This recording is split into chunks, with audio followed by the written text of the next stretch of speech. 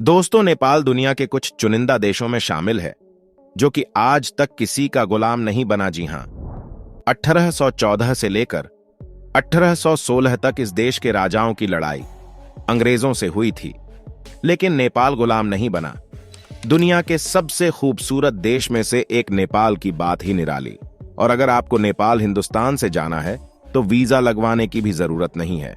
अब हम आपको नेपाल देश की वह तमाम जगह घुमा देते हैं जो कि है वर्ल्ड पॉपुलर डेस्टिनेशन मुक्तिनाथ मंदिर। दोस्तों, मुक्तिनाथ मंदिर नेपाल दर्शनीय स्थल का एक और देखने लायक स्थल है।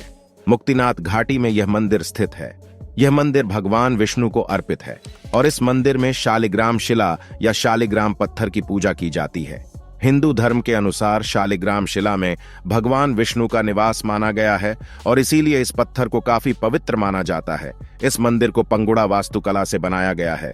वहीं यह मंदिर हिमालय में 3700 मीटर से भी ज्यादा ऊंचाई पर मौजूद है, जिसकी वजह से इस मंदिर के आसपास काफी प्राकृतिक सुंदरता देखने को मिलती है। यहाँ के तीर्थ यात्रा करना थोड़ा मुश्किल है क्योंकि इस क्षेत्र की यात्रा में हिमालय क्षेत्र की बड़ी पर्वत श्रृंखलाओं को पार करना होता है। पशुपतिनाथ मंदिर। दोस्तों, नेपाल दर्शनीय स्थल में पहला प्रसिद्ध मंदिर पशुपतिनाथ मंदिर है। पशुपतिनाथ मंदिर नेपाल की राजधानी काठमांडू में स्थित है और यह बात तो आप जानते ही होंगे कि पशुपतिनाथ भगवान शिव को ही कहा जाता है। यह सिर्फ धार्मिक स्थल के रूप में ही नहीं बल्कि सांस्कृतिक स्थल के रूप में भी प्रसिद्ध है। यह मंदिर भगवान शिव को अर्पित है। इस मंदिर में केवल हिंदू धर्म के लोग ही जा सकते हैं और अन्य धर्म के लोगों को इस मंदिर के दर्शन बाहर से ही करने पड़ते हैं। यह मंदिर बागमती नदी के किनारे बना हुआ है। इस मंदिर के आसपास काफी सुंदर माहौल देखने को मिलता है और शिवरात्रि के दिन इस मंदिर में पर्व का आयोजन किया जाता है। पर्व के दौरान काफी संख्या में भक्त इस मंदिर में आते हैं। यह मंदिर काठमांडू से मात्र 3 किलोमीटर की दूरी पर स्थित है। इस मंदिर में जाने का सबसे बेस्ट समय सुबह के दौरान सूर्योदय का है। जी हां दोस्तों, वैसे भी हमारे देश में कई ऐसे लोग हैं जो कि साल में 1 से 2 बार भी इस मंदिर में जाकर भगवान शिव के दर्शन कर लेते हैं। कहा जाता है कि यहाँ आने के बाद आपके मन को बहुत शांति मिलती है और आपकी सोच बदल जाती है। आप इस दुनिया की सच्चाई को समझने लगते हैं। अगर आप नेपाल जाएं तो इस मंदिर को जरूर विजिट करें। अब काठमांडू शहर। दोस्तों, काठमांडू शहर नेपाल दर्शनीय स्थल की शोभा बढ़ाता है। नेपाल की राजधानी काठमांडू में शाम के समय सैर करने का एक अलग ही आनंद आता है। दरअसल काठमांडू हिमालय के पहाड़ों से गिरा हुए और ऐसे में शाम के समय यहाँ का मौसम काफी सुहाना हो जाता है। साथ में ही इस जगह पर नेपाली ट्रेडिशनल डांस और कई तरह के कार्यक्रमों का आयोजन भी समय समय पर होता रहता है।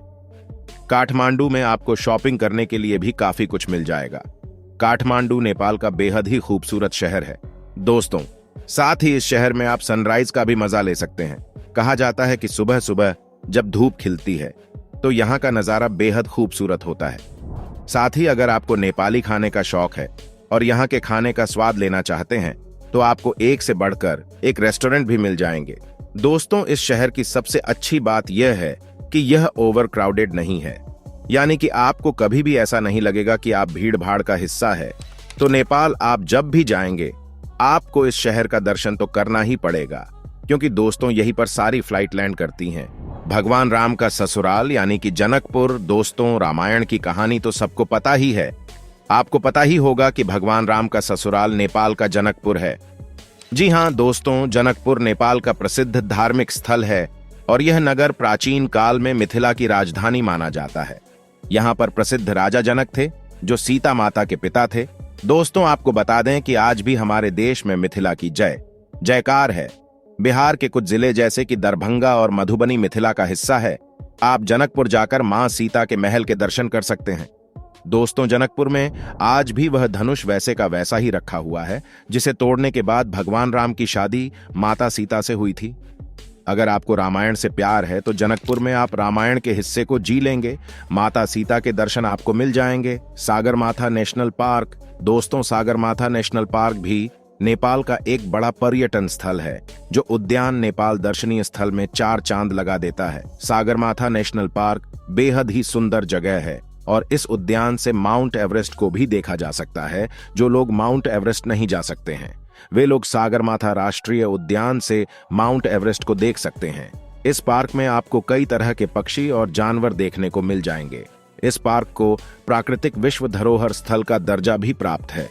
वाकई में यह बहुत ही खूबसूरत जगह है और इस जगह पर जाकर आपको बहुत मजा आने वाला है। वैसे भी दोस्तों, जो भी नेपाल के दर्शन करने निकलते हैं वह सागरमाथा नेशनल पार्क तो आते ही आते हैं, आप भी जरूर जाइएगा। पोखरा दोस्तों, पोखरा नेपाल दर्शनीय स्थल का एक और प्रसिद्ध दर्शन स्थल है। पोखरा शहर के पास ही फेवा झील स्थित है और झील के चारों ओर काफी सुंदर और शांत वातावरण है। जो भी लोग नेपाल घूमने के लिए जाते हैं वह पोखरा जरूर जाते हैं। पोखरा नेपाल का दूसरा सबसे फेमस शहर है और इस जगह पर झील के अलावा कई सारे मंदिर भी हैं। साथ ही यहाँ की शाम बहुत ही खूबसूरत मानी जाती है। तभी कहा जाता है कि अगर आप नेपाल गए हैं तो एक शाम आप पोखरा के लिए भी रख लीजिए। जी हाँ, यहाँ आपको नेपाल की ट्रेडिशनल लाइफस्टाइल देखने को मिल जाती है। यहाँ के होटल में रहने से लेकर यहाँ का खाना पीना सब नेपाली स्टाइल का है। यहाँ आप नेपाल को जी लेंगे। लुम्बिनी दोस्तों, गौतम बुद्ध की जन्मस्थली लुम्बिनी दुनिया भर के बौद्ध अनुयायियों का तीर्थ स्थल है। यह स्थान भारत नेपाल सीमा से कुछ ही दूरी पर स्थित रूमिनोदेही गांव ही लुम्बिनी गांव है। सम्राट अशोक के स्मारक स्तंभ के लिए जाने जाना वाला यह स्थल यूनेस्को की विश्व विरासत सूची में भी शामिल है। सम्राट अशोक ने इसे अपनी नेपाल यात्रा की स्मृति में बनवाया था। यहाँ का प्रमुख आकर्षण केंद्र 8 वर्ग किलोमीटर में फैला हुआ है। इसके अलावा माया देवी मंदिर भी तीर्थ यात्रियों के बीच खासा लोकप्रिय है। इसमें गौतम बुद्ध की मां माया देवी की मूर्ति है। माया देवी इस मूर्ति में गौतम बुद्ध को जन्म देती हुई दिखाई गई है। कहा जाता है कि यहाँ जाकर आप जो भी मन्नत मांगते हैं वह पूरा जरूर होता है और शायद यही वजह है कि लुम्बिनी में भारी संख्या में लोग आते हैं। देवघाट धाम दोस्तों, देवघाट धाम भी नेपाल के प्रमुख पर्यटन स्थल हैं। देवघाट धाम काली गंडकी और त्रिशूली नदियों के संगम पर स्थित है। मकर संक्रांति के दौरान हिंदू धर्म के अनुयायी बड़ी संख्या में यहाँ आते हैं। इस दिन श्रद्धालु पवित्र नदी में डुबकी लगाते हैं। इसके अलावा यहाँ पर घूमने लायक कई ऐतिहासिक स्थल भी हैं। दोस्तों, यदि आपकी इच्छा कम पैसे में विदेश घूमने की है तो आप नेपाल जा सकते हैं। नेपाल में जाना बिल्कुल अपने देश में घूमने जैसा ही है। इस देश में कई सारे हिंदू मंदिर हैं। हर साल भारत से कई सारे लोग इस देश में बने इन प्रसिद्ध हिंदू मंदिरों को देखने के लिए जाते हैं। नेपाल देश में मंदिरों के अलावा कई सारे सुंदर पर्यटन स्थल भी हैं जो कि विश्व भर में प्रसिद्ध हैं। नेपाल देश एडवेंचर करने वाले लोगों के लिए भी एकदम सही जगह है और इस जगह पर एडवेंचर का खूब मजा लिया जा सकता है। आप अपनी छुट्टियों के दौरान इस देश में जाने का विचार कर सकते हैं। अगर आप नेपाल देश की ट्रिप प्लान करते हैं तो आपको ज्यादा जेब भी ढीली नहीं करनी पड़ेगी, क्योंकि इस देश की करेंसी काफी सस्ती है और आप आराम से 4 से 5 दिन इस देश में करीब 25,000 रुपए खर्च करके गुजर सकते हैं। पूरी दुनिया में एकमात्र नेपाल ही एक ऐसा देश है जो आज तक किसी भी देश का गुलाम नहीं बना है। यही वजह ही कि यहाँ किसी भी तरह का स्वतंत्रता दिवस नहीं मनाया जाता है।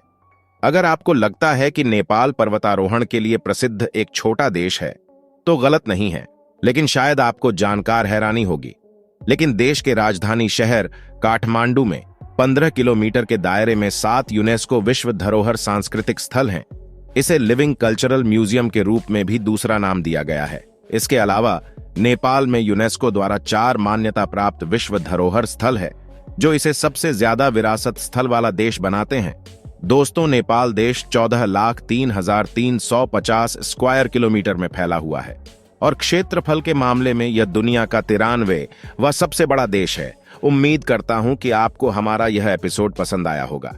साथ ही दोस्तों, अगर आपको इस वीडियो पर कोई राय देनी है तो आपने कमेंट करके अपना फीडबैक दे सकते हैं। हमें आपकी कमेंट कर रहता है इंतजार। दोस्तों, अगर आप हमारे चैनल पर नए हैं तो प्लीज चैनल को सब्सक्राइब जरूर कीजिएगा।